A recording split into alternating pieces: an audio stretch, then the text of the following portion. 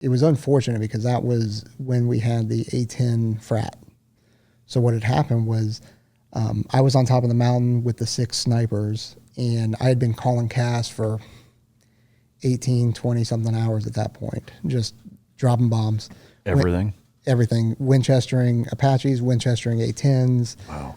During that time, I had Winchestered 3 AC-130s. Holy. Yeah. So, I mean, we were doing a lot. And so one morning, I had been calling CAS all night. So I was like, I'm done. And there was a conventional Canadian JTAC on the ground at the base of the mountain. I hadn't met him or anything like that. I just knew his call sign was down there. I needed to pack up, hike down the mountain, rest, refit, get some sleep. And so, unfortunately, I turned my radio off, which, again, I'm handing it over to. So I didn't do anything wrong, but I do regret turning my radio off. So as we're hiking down the mountain, we are about halfway down the mountain, and just get this weird kind of, it's just not right, spidey senses. And I look up, and I can see an A10 barreling down at us, and then I see smoke coming out of the gun.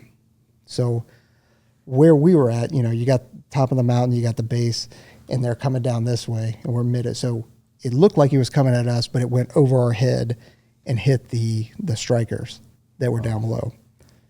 So what happened, or the reason why that happened, was because the JTAC that was calling in the strikes procedurally kind of messed up.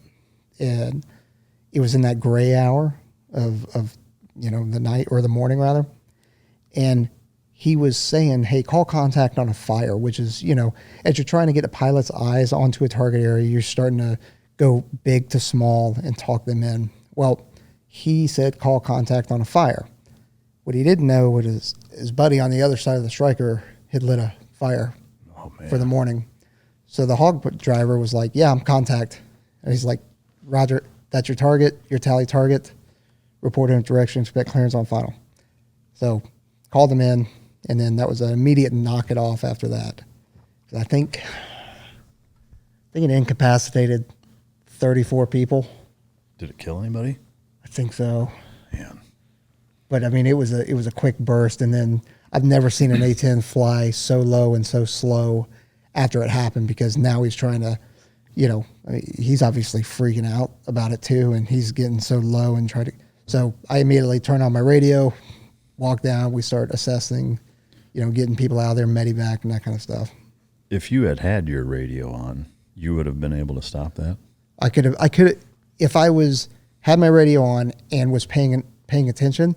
Yeah, I could have called a board, and anybody that's calling a board on that mic, or especially since I had been working with them, and my call sign, like that frequency was my frequency that they were working on. Yeah. So I could have aborted them, but I would have also had to have been paying attention. Yeah. And that kind of stuff. Which, if it's talking, I would have been paying attention. Yeah. Is that something that you've struggled with over the years? Maybe I should, but I don't. Yeah. I don't know. You get kind of numb to some stuff, I don't know if that's the adrenal fatigue or whatever it is, but, or you just go, you know what, I accept it, that's. Yeah. I think, at least my philosophy on it, over the years, we've all known a lot of fucking people that have been killed, and just seen a lot of tragic shit that, if you've never been through that or never experienced those types of things, the first time it happens, or even, a couple of times, it'll be devastating and will put you through the ringer. And I think, I honestly think it's probably more of like almost a protection mechanism, or like a self-preservation kind of thing, where, your body can only handle that kind of emotional duress for, at that level for so long, for so many times, before it actually is harmful. And I think, it's probably just your body's way of kind of protecting you from that, is that you get to a point where it's like, you can't do it anymore, For sure. And I think experiences throughout your life also help you with that, like I said, I didn't have anything growing up, but within the first 3 weeks of living in the UK, me and a buddy responded to an accident that involved kids, Like an auto accident? Yeah, so I don't know if you may have heard him. His name's Ivan Ruiz. He's pretty decorated PJ. So him and his girlfriend at the time had gotten in a car accident, and the roads over in the UK are tiny. Yeah. And especially the A1101. So if there's anybody in the UK right now, they're very familiar with that road. So it's very thin. You think of our roads out here, especially in Texas, they're nice and wide. Take 3 feet, make them thinner by 3 feet, each of them going opposite direction and, 60 to 70 miles an hour. On the edge, there's no guardrails except a 10 to 15 foot drop because it's all farmland. Oh, wow. You're right. So really gray, wet, nasty. Ivan and his girlfriend get in a head-on collision with a car that had a mom and 3 kids in it. Ivan spun out, hit. So he made a decision. I'm either going to purposely put our car in the ditch, because the lady was trying to pass when she shouldn't have been. I'm going to purposely put it into the ditch, or I'm going to hit this lady head on. He chose to hit her head on. He didn't know that she had kids in the back. Yeah, how would you know? Yeah. So he spun out, hit an electrical wire or electrical pylon, and it collapsed and, fire. Straight out of a movie, right? Yeah. Her car flipped upside down into the ditch, which was filled with water. Oh, man. He's got a broken arm. He gets out and starts trying to assess. I mean, this is right outside of base. This is 5 minutes from base. His girlfriend at the time just clicks her phone, and my number is the first one that comes up. So she just calls in a panic, tells me what's happened. I'm in the car. I'm on my way.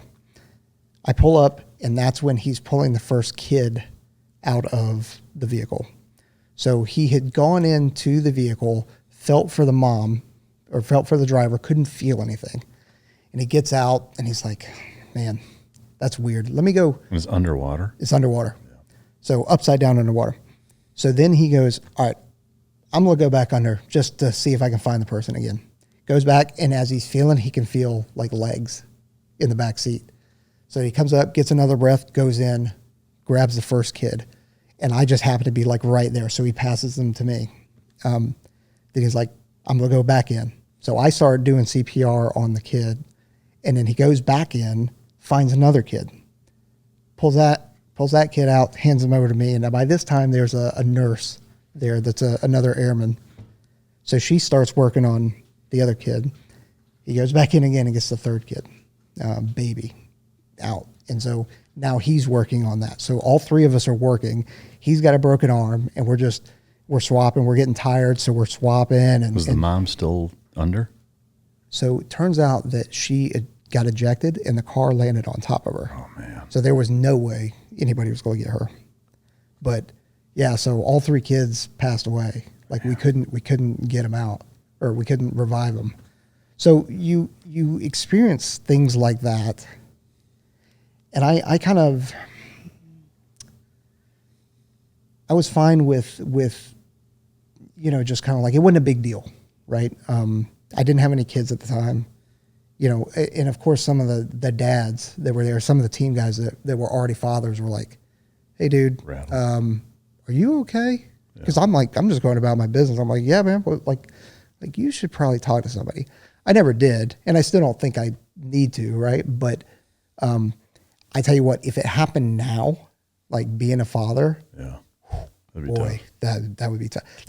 Dude, I can't even talk to people about my kids without getting emotional. It's weird. Yeah. I don't know. I have a retirement ceremony coming up, here in the near future, I'm sitting here going I don't know how I'm going to get through saying anything about my kids. Yeah. I don't think you have to, you know, I mean, that's, you know what I mean? It's your retirement. You get to fucking say whatever I want, but take your pants off if you want, whatever. I wouldn't, but you could. No, you probably can't. Yeah. Well, in today's Air Force, actually, it's probably encouraged. Right? Stop me. As long as you got some rainbow panties on underneath, you'd probably be all right.